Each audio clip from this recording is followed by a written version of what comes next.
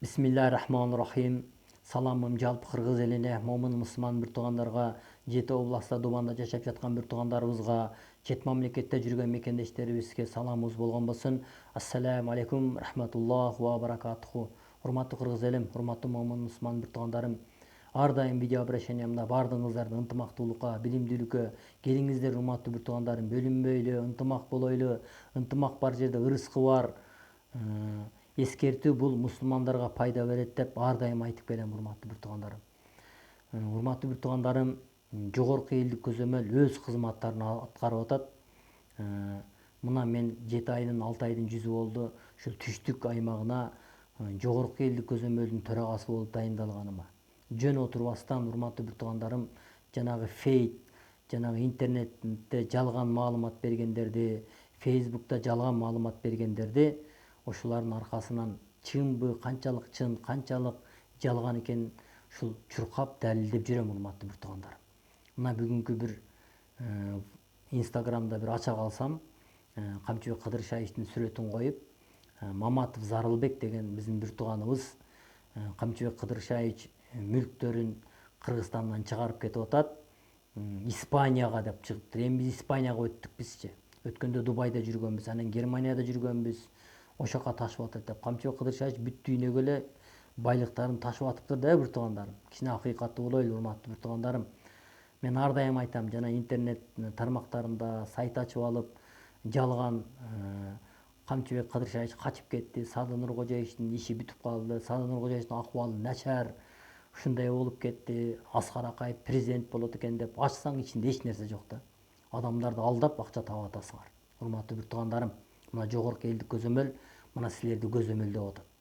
Ошонун катарында мен эмнени көзөмөлдөгүм келди?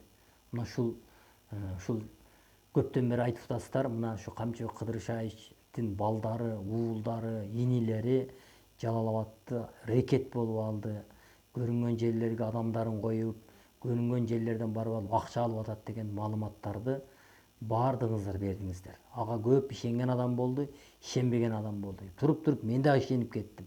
Анан урматтуу бир туугандарым, ушуну мен иликтегенге толугу менен өзүмдү жумшап аракет кылдым. Урматтуу бир туугандарым, мен Таймурасты тааныбайт элем, телефон аркылуу таап ушул бир тууганым менен мен сүйлөштүм. Эми силерге жалган, мага чын. Урматтуу бир туугандарым, ушул бир тууганым ыйлагыдай болду. Ушул ата эне, мен деле баламды окутам, окутпай коюшум керекпи? Окутам, окууну бүткөндөн кийин башка окууларга тапшыртканга аракет кылам.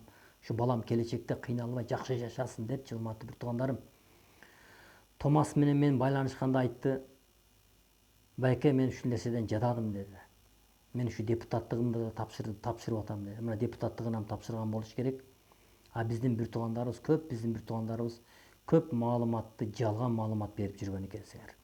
Томас бир жерге барып алып, башын салып алып, акча өндүрүп атат, король болуп алды, шайыр бир жерге барып алып, өзүнүн адамдарын коюп атат деген жерлерди мен баардыгын тастыктап чыктым. Урматтуу бир туугандарым, анан дагы эртең ойлоп албагыла, Камчыбек Кыдыршаевичтен, Таймурастан, шайырдан акча алып алыптыр депчи. Мен шайырдын колун кармай элекмин. Томастын телефон менен сүйлөштүм, бирок Таймурастын колун да кармай элекмин. Урматтуу бир туугандарым, булардын кылган кызматтарын мен сиздерге айтсам, урматтуу бир туугандарым, сүйүнөсүздөр. Кыргызстанда жок. Ушунчалык бир чоң спорт зал түшүп атат. Урматтуу бир туугандарым, Кыргызстанга, Жалал Абадка. Өзүбүз мына спортсмендерди колдойлу дейбиз. Спортсмендерди колдоп, ушундай залдарды салып, ушундай нерсенин баардыгын условиясын кылып берип атсак дагы жакпасак, анан биз спортсмендерибиз каяка көтөрүлөт? Ушундай кылып условияларды кылып берсек, кандай биз үчүн бир сонун нерсе. Урматтуу бир туугандарым, мен сиздерге ачык эле айтайын, мен бир Алладан башка эч кимден коркпойм. Бир башка бир өлүм. Эмне үчүн акты кийип алдым? Баардыгыбыз ушул акт менен кетебиз. Ушул ак кийим менен, ак суруп менен, 2 метр ак суруп менен кетебиз. Бирок эртеңки карамакчыларыбызды, жалган маалымат бергендерибиз үчүн наракта сөзсүз жооп беребиз. Урматтуу бир туугандарым, күнөө кимде экенин мен сиздерге ачык айтып берейин. Күнөө мына ушу биз Камчы Кыдыршаевич ушу Жалал Абадты оңдосун, мына Жалал Абадты көтөрсүн деп оңдоп оңдойсун деп койгон кадрлар деген. Мен кимге наразы болдум? Мэрияга өтө наразы болдум да. Мэрияда кимдер? Мурдагы эле баягы СДПКнын адамдары, биримдиктин адамдары, ошолор. Мына Камчыбек Кыдыршаевичти, Таймурасты, Шайырды жаманат кылып аткан мына ушулар. Өздөрү айта албайт, булар бирөөлөргө айтат, эптеп буларды чабыш керек да. Кийинки бийлик келсе, кийинки бийлик келсе, ал бийликке секирип өтүп ала турган бир туугандарыбыз да. Ошондой эле болуп атпайбы? Мурда Атамбаевдин колунда, мурда Жээнбековдин колунда иштеп аткан бир туугандарыбыз мына азыр ушу мэрияда отурушат. Кудайдан коркушпайт экенде негизичи. Кудайдан коркулачы, урматтуу бир туугандарым. Ар нерсени мына факт менен сүйлөгөн чындыгында жакшы экен да, урматтуу бир туугандарым. Мына мен сиздерге факты менен айтып атам. Кичине Кудайдан коркойлу, урматтуу бир туугандарым. Анан айын садоо болоюн, кыргыз элим. Кыргыз элим жакшы бир туугандарыбыз бар. Эң жаман ким болуп атат? Мына интернет тармактарында жалган маалымат берген биздин бир туугандарда болуп атат айыпчы. Качып кетти, Испаниядан үй алды. Мына ошо Маматов Зарылбек деген Камчыбек Кыдыршаевич үй байлыгын Испанияга ташып атат экен, аялы учуп кетти деп. Сен эмне аэропортто начальник болуп иштеп атасыңбы же личный Камчыбек Кыдыршаевичтин аялынын аркасынан түшүп атасыңбы?